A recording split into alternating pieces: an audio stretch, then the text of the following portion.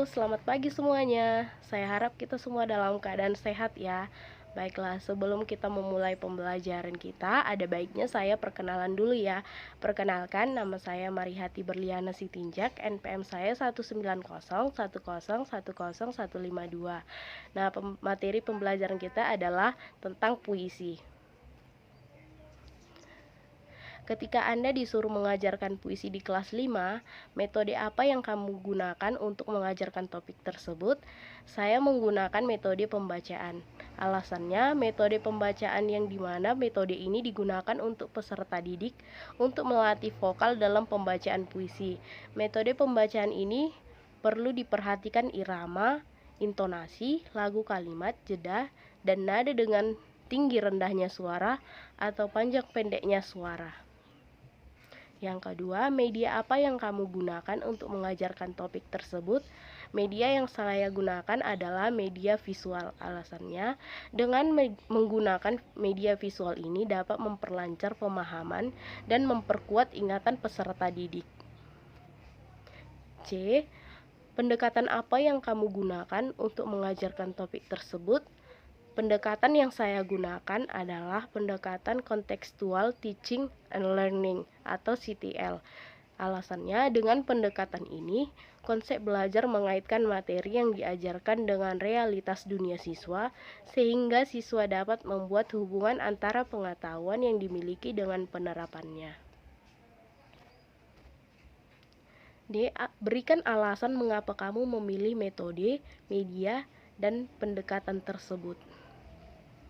Alasan saya memilih metode pembacaan, media visual, dan pendekatan Contextual Teaching and Learning atau CTL karena dalam metode pembacaan puisi, peserta didik diajarkan agar dapat memahami bagaimana irama, intonasi, lagu kalimat, jeda, dan nada dengan tinggi rendahnya suara atau panjang pendeknya suara dalam puisi tersebut. Sedangkan di dalam medianya, saya memilih media visual karena dengan media visual, peserta didik akan lebih mudah mengerti dan memahami tentang puisi. Dan untuk pendekatannya, saya memilih pendekatan CTL agar peserta didik dapat menemukan pengetahuannya sendiri dan mengacu peserta didik untuk berpikir kritis dan kreatif. Baiklah, kita sekarang masuk dalam pembelajaran tentang puisi. Puisi merupakan karya sastra berbentuk jalinan kata-kata singkat yang indah yang menggambarkan perasaan pengarangnya. Ciri-ciri puisi: 1. Ditulis dalam bentuk baris berjajar ke bawah secara berkelompok. Kelompok baris dalam puisi tersebut adalah bait. Yang kedua, diksi atau pilihan kata, bersifat kias, padat, dan indah serta mempertimbangkan rima dan sajak. Yang ketiga, kata terakhir setiap lirik memiliki keteraturan bunyi vokal atau rima.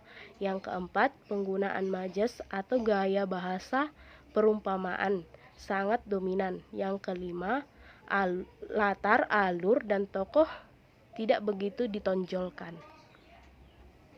Unsur-unsur puisi: 1. Larik atau baris. Yang kedua, bait atau kumpulan dari beberapa baris. Yang ketiga, rima atau sajak atau huruf vokal yang berada di akhir baris puisi. Yang keempat, irama atau panjang pendeknya nada atau keras lemahnya nada. Yang kelima, makna atau isi atau informasi yang ingin disampaikan kepada para pembaca. Yang keenam, amanat, pesan yang diberikan kepada pembaca. Jenis-jenis puisi. Jenis-jenis puisi ada 2, yaitu puisi lama dan puisi baru.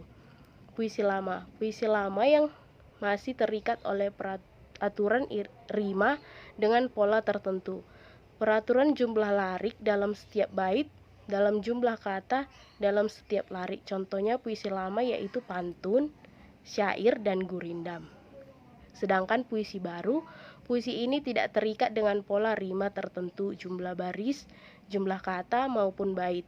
Tetap mengandung irama, rima, musikalitas, makna, dan amanat. Contohnya yaitu himne, ode, dan romansa. Inilah contoh dari puisi yang berjudul Tentang Sayang Keluarga. sekian pembelajaran kita hari ini. Semoga dapat bermanfaat buat kita semua ya. Terima kasih.